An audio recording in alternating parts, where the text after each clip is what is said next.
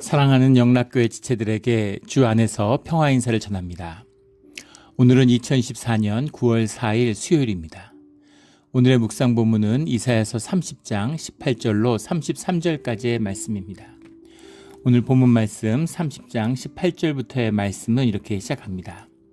그러나 여호와께서 기다리시나니 이는 너희에게 은혜를 베풀려 하시며 일어나시리니 이는 너희를 긍휼히 여기려 하심이라. 대저 여호와는 정의의 하나님이심이라. 그를 기다리는 자마다 복이 있도다. 기다림이죠. 우리 어제 말씀에도 나누었지만 신앙인들의 핵심은 기다림입니다. 기다림이라고 하는 것은 주님이 우리의 삶의 변수가 되신다라고 하는, 또 우리 삶의 주인, 주권이 주님이시다라고 하는 것을 고백하는 것이죠. 그래서 주님을 기다리는 거예요. 믿음의 사람은 기다립니다. 종교인들은 기다리지 않죠. 주님을 변수라고 생각하지 않으니까. 내가 내 삶의 주인이고 내가 내 삶을 만들어 간다고 생각하니까 움직이는 겁니다. 기다려야 돼요. 기다리는 가운데 주님의 역사가 일어나는 것이죠. 19절에 우리 어제 말씀에도 나눴지만 그 길가메스 전투와 무기또 전투 사이에 딱 4년이었습니다. 그 4년을 못 기다리고 애굽에게 붙었다가 화를 자초하게 되는, 뭐 누구에게 붙는 것이 지혜였다, 바벨론에게 붙어라 이런 얘기가 아니죠. 오직 주님을 기다리고 주님의 인도하심을 받아야 되는 거죠. 그런데 현상의 사람들은 늘 현상, 환경, 조건을 쫓기 때문에 그게 좋아 보인다고 그걸 쫓아가는 거예요. 그게 참 안타까운 일이죠. 그 예전에 우리 시골에서 다 뭐 중매로 시집장가 갔잖아요. 그런데 이렇게 사람을 봐야죠. 사람을 봐야 되는데 조건을 보는 거죠.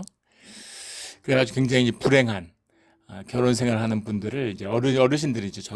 저희 부모님 세대인데 그런 친척분들, 그런 분들 많이 보게 됩니다. 인생이 길고 인생의 의미가 심연한데 그걸 무슨 막 그 생존의 문제를 보는 거죠. 조건의 문제를 보는 겁니다. 그 삶을 이제 무가치하고 불행하게 만드는 이제 그런 일들을 보게 돼요. 본질을 보는 자들, 그런 자들은 이제 기다리는 것이죠. 특히 주님이 살아계시고 주님이 역사하시는데 기다리는 자는 복이 있다. 이 성경의 가르침의 핵심적인 부분이죠. 우리 이삭의 이야기, 뭐 야곱의 이야기도 마찬가지고, 뭐 아브라함의 이야기도 마찬가지. 이삭이 그 가나안의 사람들과 우물 때문에, 물 때문에 갈등을 빚어요. 쫓겨나고 사막에 가서 브엘세바에 또 우물물이 열리죠. 주님의 순종하니까 현상으로 보면 손해 같고 현상으로 보면 억울하죠. 그런데 주님의 뜻에 따라서 양보해 주는 거예요. 내주는 거예요. 주고 결국은 사막에 가서 아무것도 없는데 근심이 없었겠습니까? 두려움이 없었겠습니까? 주님의 인도하심을 받았지만 이래도 되나? 이런 마음이 없었겠어요? 그러나 믿음이 있고 주님께 의지하기 때문에 주님의 뜻에 따라서 가는 거죠. 그러니까 아무 다툴 일이 없었던 거죠. 결국엔 사막에서 우물물이 터지잖아요. 그것입니다. 주님이 어디서든 축복을 내실 수가 있는 거죠. 다투고 그럴 필요가 없어요.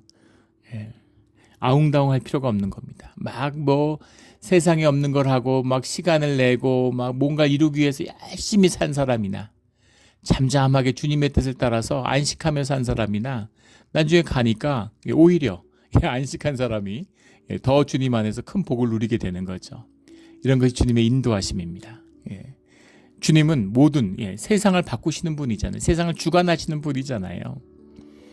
뭐 좋은 비유인지 모르겠지만 그 바이마르 공화국 때 독일의 1차 세계대전 이후에 2차 세계대전 사이에 바이마르 공화국이 있었죠. 1차 세계대전에 배상비를 물어야 되니까 전쟁 배상금 때 돈을 막 찍어냈어요.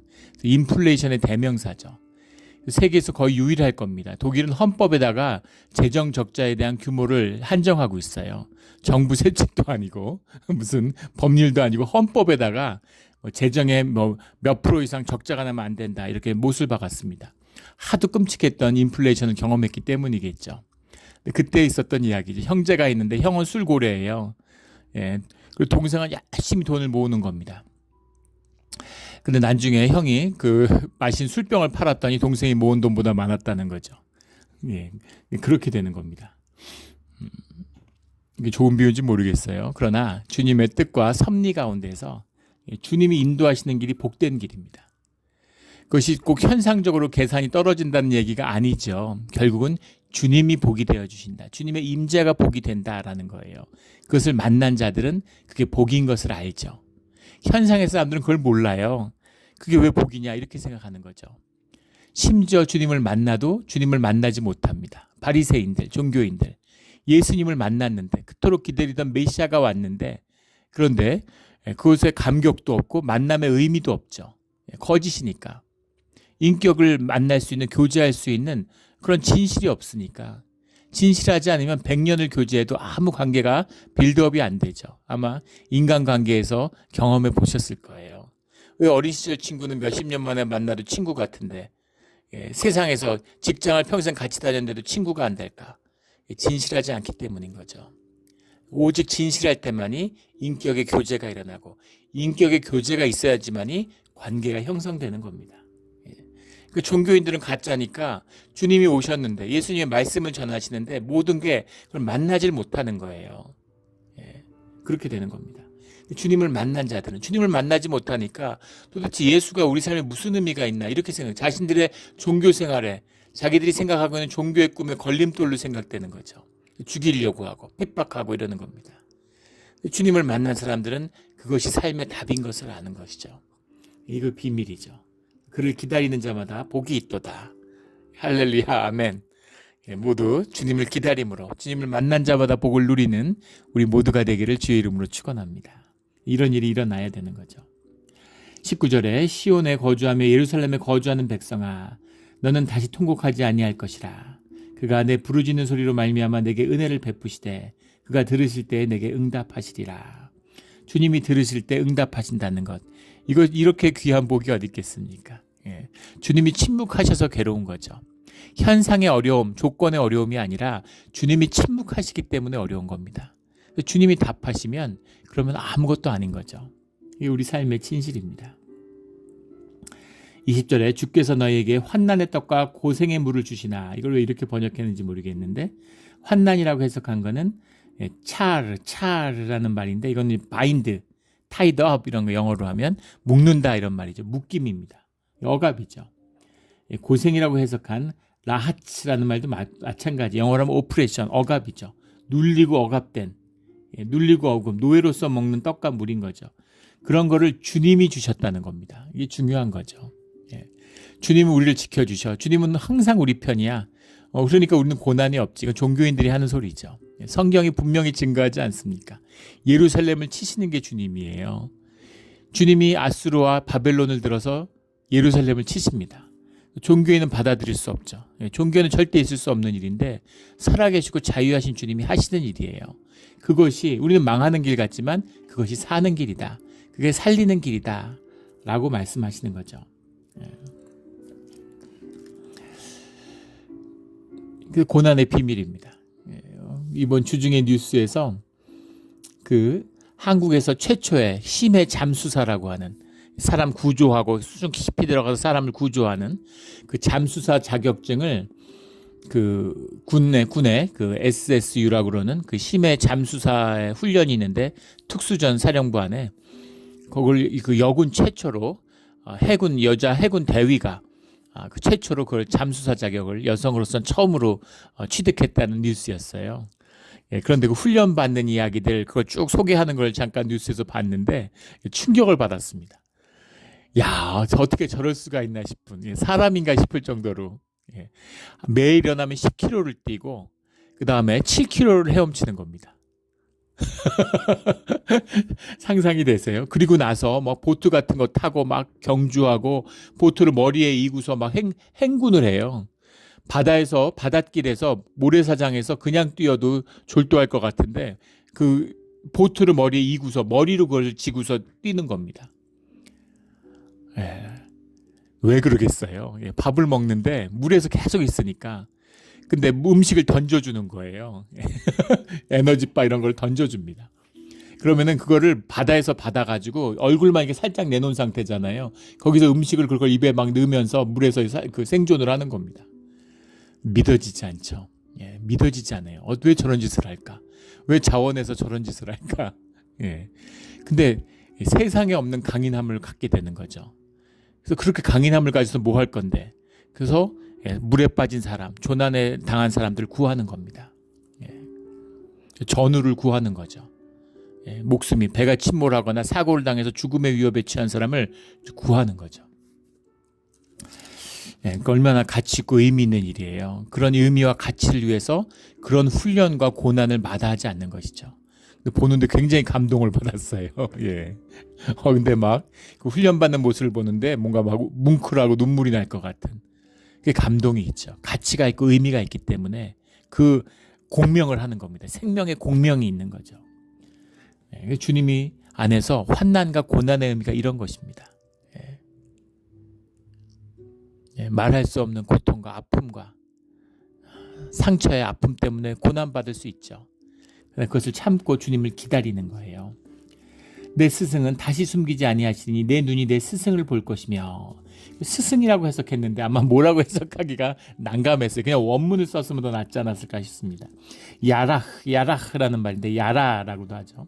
이 야라라는 말이 성경에 굉장히 많이 나오는 단어입니다. 빈출 어휘예요. 굉장히 중요한 어휘이기도 하고 수십 가지 의미가 있어요. 뭐 던지다 이런 의미도 있고, 지적한다, 뭐 가르친다 하면 스승이라는 뜻을 쓴 것 같기도 하고, 또 뭐 권위 있다 이런 뜻도 쓰이고 여러 가지 뜻이 있습니다.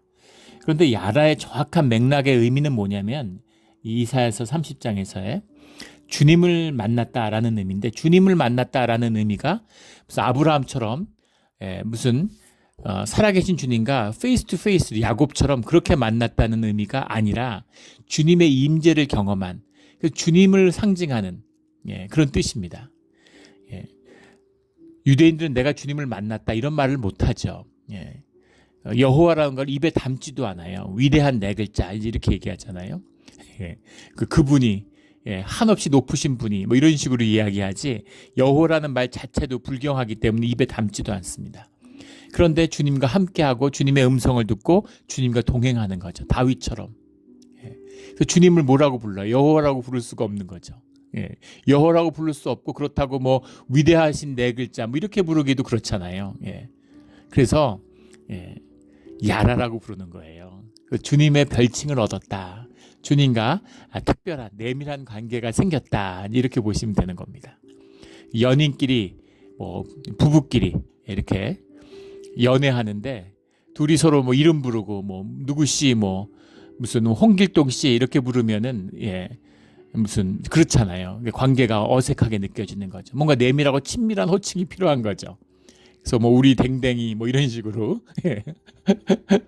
뭐 이렇게 들으면 소름이 끼치는 오글거리는 이제 그런 둘만의 이런 호칭이 생기는 거죠. 영어에 뭐 와이프한테 뭐 허니 막 배우자한테 허니 이렇게 아유 막 우리 꿀 이렇게 부르는 거잖아요. 그런 거라고 생각하시면 정확한 뜻이에요. 야라는 다시 숨기지 않고, 야라는 아무도 모르는 나의 야라 이렇게 되는 거죠. 나의 하나님, 나와 함께 하시는 주님 이런 뜻입니다. 근데 주님이나 하나님보다 훨씬 친밀한 표현인 거죠. 우리 모두 주님을 야라로 만나는 그런 우리의 주님과의 교제가 되기를 주의 이름으로 축원합니다.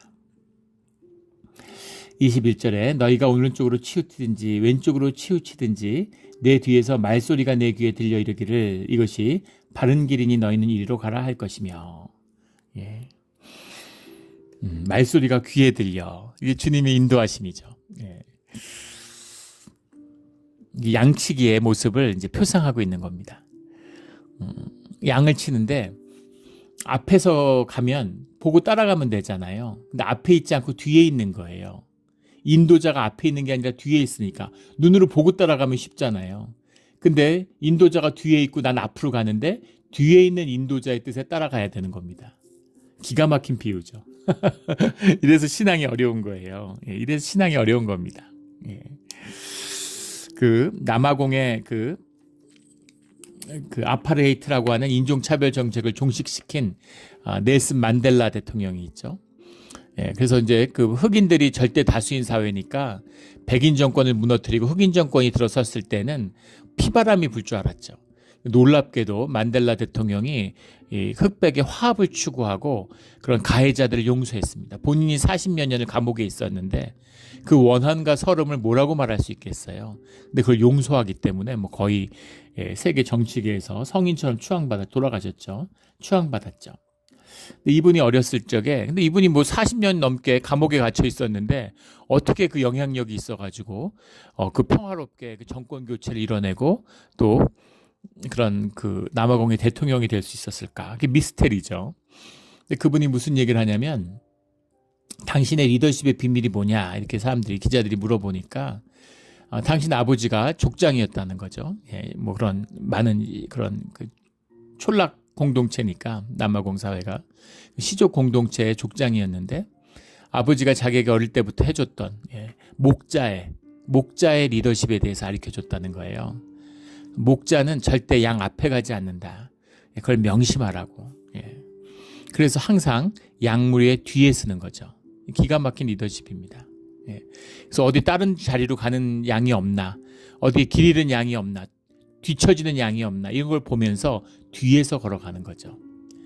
그래서 양치기가 있는지 없는지 모르고 양떼가 움직이는 것, 이게 진정한 뛰어난 그 양치기의 양몰이의 리더십이라는 거예요. 기가 막히지 않습니까? 이렇게 돼야 되는 거죠. 그래서 앞에서 나서고 뭐 다 내가 했다 그러고 내가 빛을 발하고 내가 영광을 먹으려고 그러고 자기 PR의 시대라 그러잖아요. 막 자기 자랑하고 자기를 높이고 세상에선 그런 짓을 하지만 주님 앞에서는 그런 짓을 하면 큰일 납니다. 주님의 영광을 도둑질하면 반드시 죽어요. 주님이 내 걸 도둑질해서 죽인다 이런 뜻이 아니라 주님의 영광을 먹는 자는 죽게 돼 있습니다. 혈육의 사람은 주님의 영광을 먹을 수가 없어요. 주님과 함께하는 법은 모르면서 그게 좋고 멋있고 또 내가 영이니까 그걸 먹으니까 좋은 거죠. 죽는지도 모르고 그걸 좋다고 먹고 있는 겁니다. 그게 종교의 모습이죠. 종교는 금방 병들어 죽는 거예요.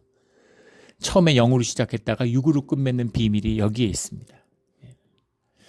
주님이, 근데 문제는 양의 입장에서 한번 생각해 보세요. 가긴 가는데 주님의 뜻을 헤아려야 돼. 목자의 뜻을 헤아려야 돼. 목자의 뜻을 어떻게 헤아립니까? 목자의 음성을 들어야죠. 그래서 어려운 거예요. 이게 맞나? 저게 맞나? 이런 거죠.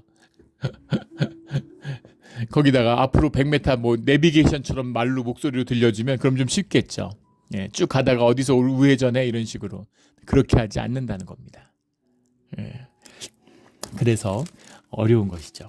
하지만 이 길이 맞는 길이고 또 이렇게 길을 가야 우리가 성장하는 거죠. 로봇 같이 일일이 분 단위, 시간 단위로 쭉 할 일을 정해주면 그 로봇이지 무슨 사람이겠어요. 자유해야지만이 그래야 인격이 자라고 성품이 자라고 우리의 삶의 능력이 생명의 능력이 자라나는 거죠.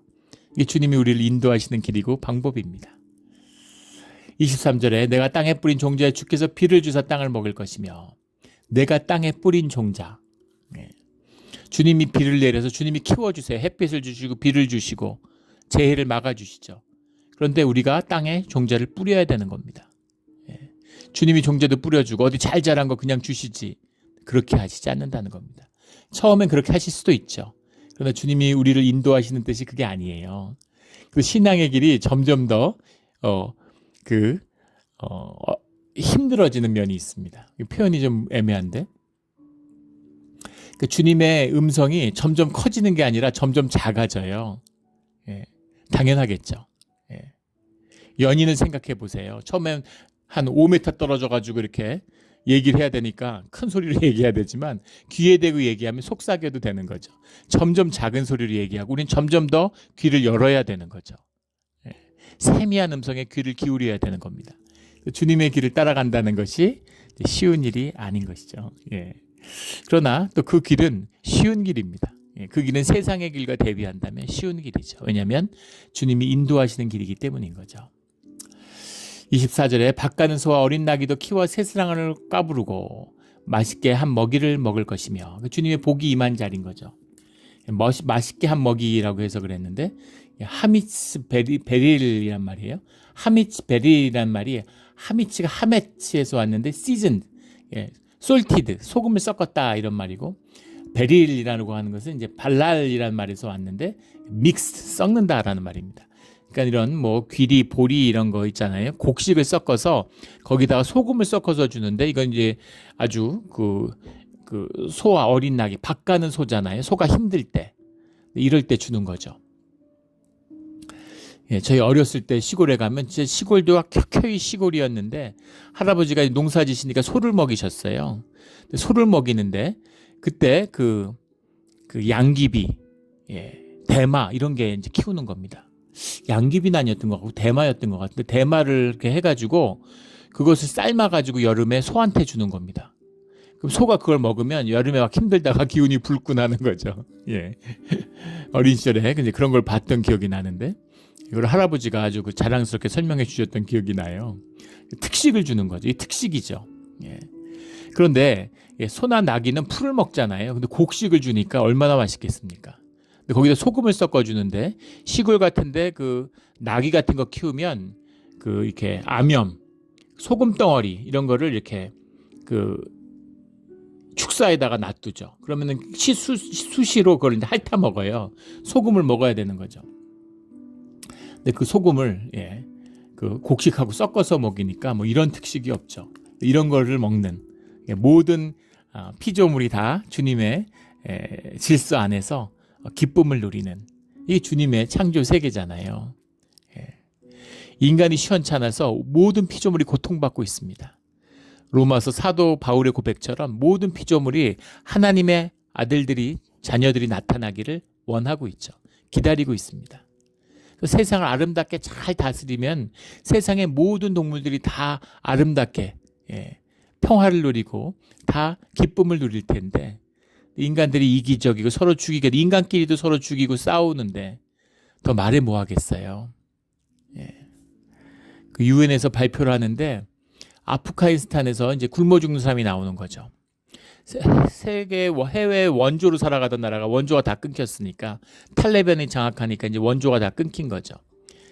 그러니까 굶어 죽는 사람이 나오는데, 굶어 죽는 사람의 거의 90% 이상이 여성이라는 거예요. 젊은 여자애들이 다 굶어 죽는데요. 극도의 남존여비잖아요. 그러니까 음식이 부족하니까 남자애만 먹이고 여자애들은 따로 굶겨가지고 여자애들이 다 굶어 죽는다는 겁니다. 이렇게 비참한 일이 어디 있겠습니까? 어떻게 이럴 수가 있어요? 도대체 탈레반이 지키려는 교리는 뭐길래 그 교리 때문에 자기 딸들을 굶겨 죽이는, 이게 마귀의 짓이지 인간이 어떻게 이런 짓을 할 수가 있습니까? 인간이 그런 짓을 하는 거죠. 아주 비극적이죠. 정말 비극적이 가슴 아픈 이야기인데, 그리고 그런 걸 돕지도 못하게 막고, 참 어떻게 이렇게 악할 수가 있을까, 이제 그런 생각이 듭니다. 인간조차도 행복하지 못한, 미국에 살면 행복한가요? 미국에서도 막 다 기가 죽으니까, 이 자본주의 질서라는 게 막 생존으로 사람을 짓누르잖아요. 다 허탈감, 상실감으로 살고 기가 꺾여가지고, 사람이 돈이 아무리 많아도 돈으로 살면 기가 꺾이게 돼 있습니다. 이 생기의 비밀이에요. 가치와 의미로 살아야지 돈으로 살면 인간이 그런 걸로 살 수 없게 돼 있어요. 그래서 기가 꺾여서 사람이 비참해지는 겁니다. 그러니까 돈을 벌고 소비를 많이 할수록 점점 더 허무해지는 거죠. 껍데기만 남게 되는 겁니다. 주님이 함께 하실 때만이, 주님의 영을 먹을 때만이 모두가 기쁨을 누릴 수 있는 것이죠. 25절에 크게 사륙하는 날 망대가 무너질 때, 고산마다 줄령마다 그 뒤에 개울과 시냇물이 흐를 것이며, 기가 막힌 표현이죠. 망대가 무너질 때, 이 망대는 뭘까요? 예루살렘을 지키기 위해서 세운 망대죠. 성을 지키기 위한 망대예요. 망대가 무너지는 날, 이런 날이 온다는 겁니다. 고산마다 중령마다 개울과 시냇물이 흐른다. 생명이 교통하는 역사를 말씀하고 있는 거죠. 이게 비밀이에요. 나는 내 삶을 지키겠다고 내 망대를 지키고 있는데, 내 에고를 지키고 있는데, 그게 무너져야 가뭄 때문에 죽을 맛인데 식량을 움켜쥐고 창고마다 뭐라도 먹을 걸 남겨두고 어떻게 언제 끝날지 모르니까 살겠다고 망대와 성벽을 약탈을 하면 안 하니까 내 거를 지켜야 되니까 성을 쌓고 망대를 쌓고 지키고 있는데 잠도 못 자고 그 주님의 말씀은 그 망대가 무너져야 비가 오고 시냇물이 흐르고 살 길이 열린다라고 말씀하시는 거죠. 이게 우리 삶의 본질이고 비밀입니다. 망대가 무너져야 돼요. 교회에서는 더 안타깝습니다. 교회에서 제일 안타까운 게 그런 거예요. 교회를 평생 다녔는데 망대를 못 무너뜨려요. 삶을 열지도 못하고 좁쌀 같은 애고를 지키겠다고 그거 뭐 조금 건드리면 무슨 세상 난리 난 것처럼 막 상처받았다고 난리고 사람들하고 교통도 못하고 연합도 못하고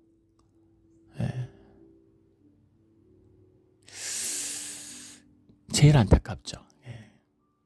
막 주님 믿는다 그러다가 조그만 일만 있으면 전전긍긍하고 막 시험 들었다 그러고 망대가 무너져 있지 않고 망대가 서 있기 때문에 그런 겁니다. 우리 망대를 무너뜨리는 우리 모두가 되기를 주의 이름으로 축원합니다. 여호와께서 자기 백성의 상처를 싸매시며 그들의 맞은 자리를 고치시는 날에 달빛은 햇볕 같겠고 햇빛은 7배가 되어 7날의 빛과 같으리라. 달빛이 해처럼 밝고 햇빛은 7날이 하루가 7날의 햇빛을 모은 것처럼 햇볕이 난다. 화창한 거죠. 쨍한 겁니다. 쨍하다 그러잖아요. 쨍하는 거예요. 쨍하고 해 뜰 날 돌아온단다.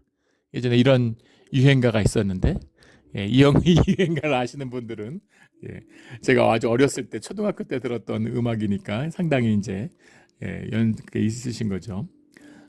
쨍하고 해 뜰 날 돌아온다. 이런 거. 쨍하고 해 뜰 날 돌아온단다. 이 말씀을 전하고 있는 겁니다. 그렇게 그 예루살렘이 쨍하는 날, 그날이 아수르가 망하는 날이다. 이런 말씀이죠. 28절에 그의 호흡은 마치 창이라의 목에까지 미치는 하수 같은즉 아수르를 진노멸하는데 30절에 여호와의 목소리에 아수르가 낙담할 것이며 주께서 막대기로 치실 것이다. 아수르에게는 그 책임을 묻게 된다. 29절 너희가 거룩한 절기를 지키는 밤에 하듯 노래할 것이며 6월절에 찬양 6월절이 마지막 식사가 끝나면 다 같이 시편 찬양을 하는 겁니다. 그러니까 예수님의 시절일 때만 하더라도 온 예루살렘에 모인 거기다가 또 6월절에 절기를 지키기 위해서 온 사람들이 수십만 명이 밤에 전부 다 나와서 시편 찬양을 함께 한다고 온 도시가 한번 생각해 보세요. 그때는 무슨 자동차 소음이 있는 것도 아무 소음이 없는데 굉장했겠죠. 아마 상상 엄청났을 겁니다. 수십만 명이 그 찬성을 함께 부르는 6월절의 밤이죠. 그렇게 너희가 노래하고 피리를 불고 노래할 때 그 기쁨이 가득할 때 그럴 때 아수르가 무너진다 이런 말씀이죠.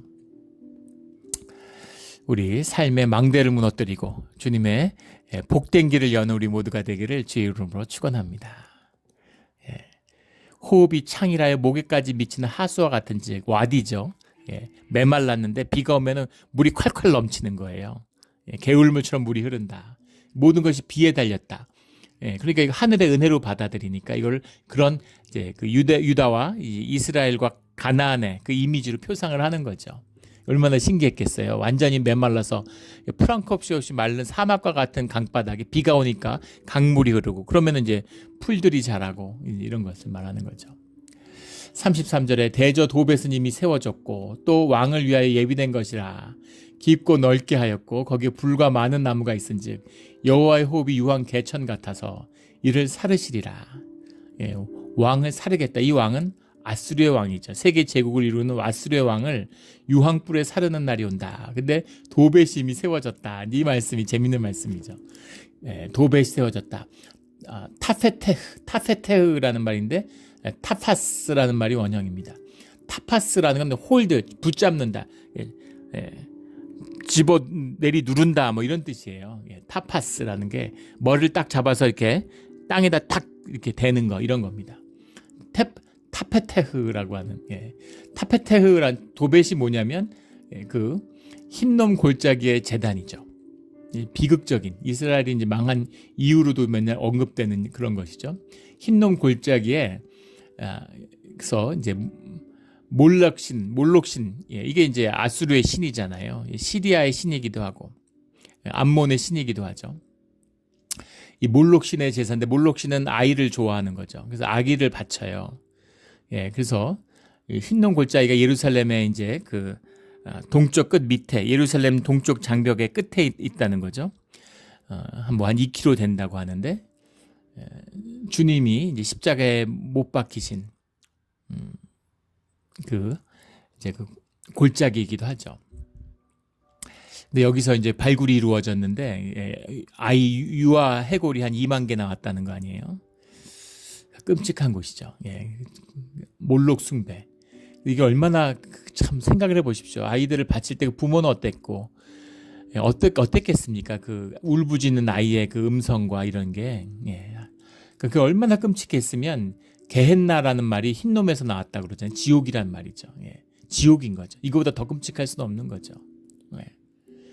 그런데 거기에 몰록신을 위한 그 이 도벳이 제단이 마련되어 있는데 나무도 마련되어 있고 불과 많은 나무가 준비되어 있는데 거기다 몰록신의 그 대리인이 그 아수르의 왕이잖아요.